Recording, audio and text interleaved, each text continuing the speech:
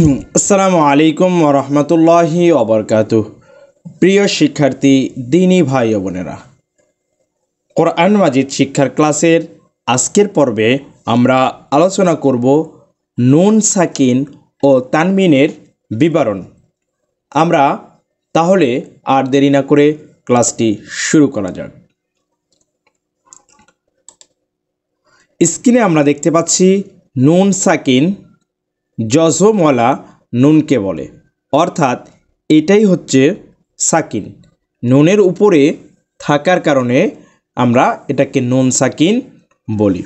তানবিন দুই জবর, দুই জের এবং দুই পেশকে তানবিন বলে। এরপরে হচ্ছে নুন সাকিন এবং তানবিন চার প্রকার বা চারটি নিয়মে পড়া যায়। চার প্রকারে পড়া যায়। এর এক নম্বরটি হচ্ছে ইকলাব। ইকলাব হচ্ছে আরবি শব্দ, যার বাংলা অর্থ দাঁড়াচ্ছে হচ্ছে পরিবর্তন করা। দুই নম্বরে হচ্ছে ইদগাম। ইদগাম শব্দের অর্থ হচ্ছে মিলাইয়া পড়া। ইদগাম শব্দের অর্থ কি করা? মিলাইয়া পড়া। তিন নম্বর হচ্ছে ইজহার, যার অর্থ হচ্ছে স্পষ্ট করা। চার নম্বর হচ্ছে ইকফা, অর্থাৎ লুকাইয়া পড়া। আমরা সূত্রটি যদি আবারও দেখি, নুনে সাকিন এবং তানবিন চার প্রকারে পড়া যায়। প্রথমটি হচ্ছে ইকলাব, অর্থাৎ পরিবর্তন করা। দ্বিতীয় নম্বরটি হচ্ছে ইদগম, অর্থাৎ হচ্ছে মিলাইয়া পড়া। তিন নম্বর হচ্ছে ইজহার, অর্থাৎ স্পষ্ট করে পড়া। চার নম্বরটা হচ্ছে ইকফা, অর্থাৎ লুকাইয়া পড়া। এরপরে আমরা দেখি ইকলাব, পরিবর্তন করা। ইকলাবের আবার হরফ আছে একটি, সেটি হচ্ছে বা। ইকলাবের হরফ কতটি? একটি, এর নাম হচ্ছে বা। আমাদেরকে এই হরফগুলো মনে রাখতে হবে যে কোন জিনিসের কয়টি হরফ। যেমন আমরা চারটি পড়ছিলাম, নুন সাকিন এবং তানবিন চার প্রকারে পড়া যায়। এর মধ্যে প্রথমটির নাম ছিল হচ্ছে ইকলাব, অর্থাৎ পরিবর্তন করা। এর হরফ হচ্ছে একটি বা। ইদগম, ইদগমের হরফ দুই নম্বর কারণটি ছিল হচ্ছে ইদগম। ইদগমের হরফ হচ্ছে ছয়টি, ইয়া, র, মিম, লাম, ওয়াও এবং নুন। ইয়া, র, মিম, লাম, ওয়াও, নুন। এটাকে যদি আমরা একটি শব্দে আসি তাহলে হবে ইয়ার মালুন। ইয়ার মা লুনা থেকে ইয়ার মালুন।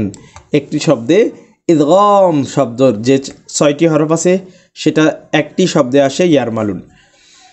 ইদগমের হরফ কয়টি? ছয়টি, ইয়া, র, মিম, লাম, ওয়াও, নুন। ইদগম আবার দুই প্রকার, একটি হচ্ছে বাগুন্না, অপরটি হচ্ছে ব্লাগুন্না।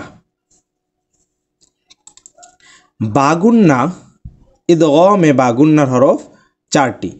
বাগুন্না মানে হচ্ছে গুন্না সহ। বাগুন্না মানে হচ্ছে বাংলায় গুন্না সহ। বাগুন্নার হরফ হচ্ছে চারটি, ইয়া, মিম, ওয়াও এবং নুন। বাগুন্নার হরফ কয়টি? চারটি, ইয়া, মিম, ওয়াও এবং নুন। এরপরে হচ্ছে ব্লাগুন্না। ইদগমে ব্লাগুন্নার হরফ দুইটি। ব্লাগুন্না অর্থ হচ্ছে গুন্না বাদে, গুন্না সারা। ব্লাগুন্না হচ্ছে গুন্না সারা। ব্লাগুন্নার হরফ হচ্ছে দুইটি, র এবং লাম। ব্লাগুন্নার হরফ কতটি? দুইটি, র এবং লাম। এরপরে তিন নম্বর কারণটি হচ্ছে ইজহার। ইজহার শব্দের অর্থটা কি? আমরা ঝটপট কমেন্ট করে লিখি। ইজহার শব্দের অর্থ কি? হ্যাঁ, আমি বলে দিচ্ছি, স্পষ্ট করা।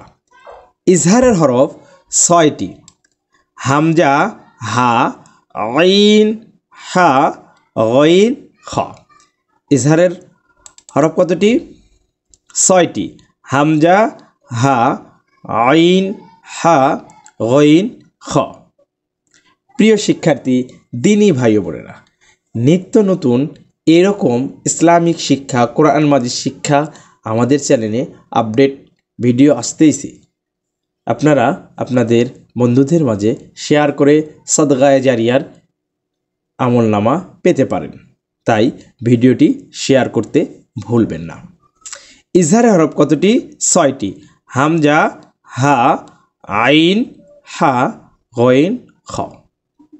তাহলে আমরা কয়টি বিষয় নিয়ে আলোচনা করলাম?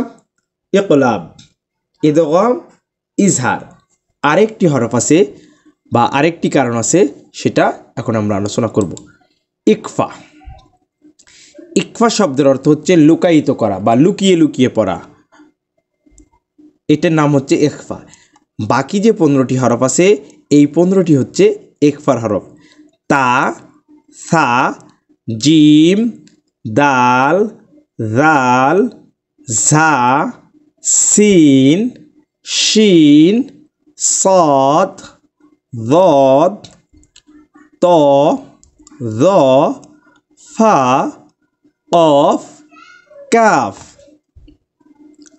এইগুলো হচ্ছে ইকফার হরফ। প্রিয় শিক্ষার্থী, দিনী ভাই ও বোনেরা, আমরা যদি নুন সাকিন ও তানবিনের বিবরণটি আরেকবার এক নজরে দেখি, নুন সাকিন এবং তানবিন 4 প্রকারে। নুনে সাকিন এবং নুনে সাকিন জজমওয়ালা নুনকে বলে। তানবিন 2 জবর 2 জের এবং 2 পেশকে বলে। নুন সাকিন এবং তানবিন 4 প্রকারে পড়া যায়। ইকলাব অর্থাৎ পরিবর্তন করা, ইদগাম অর্থাৎ মিলাইয়ে পড়া, ইজহার অর্থাৎ স্পষ্ট করে পড়া, ইকফা অর্থাৎ লুকাইয়া পড়া। এরপরে হচ্ছে ইকলাব। ইকলাবের হরফ 1টি বা ইদগমের হরফ 6টি।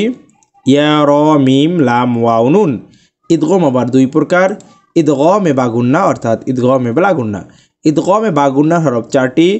ইয়া, মিম, ওয়াও, নুন। এবং ইদগমে বা গুন্নার হরফ 2টি, র এবং লাম। এবং ইজহারের হরফ 6টি। হামজা, হা, আইন, হা, গইন, খ। এরপরে হচ্ছে ইকফার হরফ 15টি। তা, সা, জিম, দাল, জাল, ঝা, সিন, শিন, সদ, যদ, ত, য, ফা, কফ, কাফ। প্রিয় শিক্ষার্থী, দিনী ভাই বোনেরা, নেক্সট পর্বে আমাদের এর বিবরণগুলো বিস্তারিত আকারে আমরা দেওয়ার চেষ্টা করব। সেই পর্যন্ত সকলে ভালো থাকেন, সুস্থ থাকেন এবং নিরাপদে থাকেন। ভিডিওটি ভালো লাগলে আপনাদের বন্ধুদের মাঝে শেয়ার করতে ভুলবেন না। আসসালামু আলাইকুম ওয়া রাহমাতুল্লাহ। আল্লাহ হাফেজ।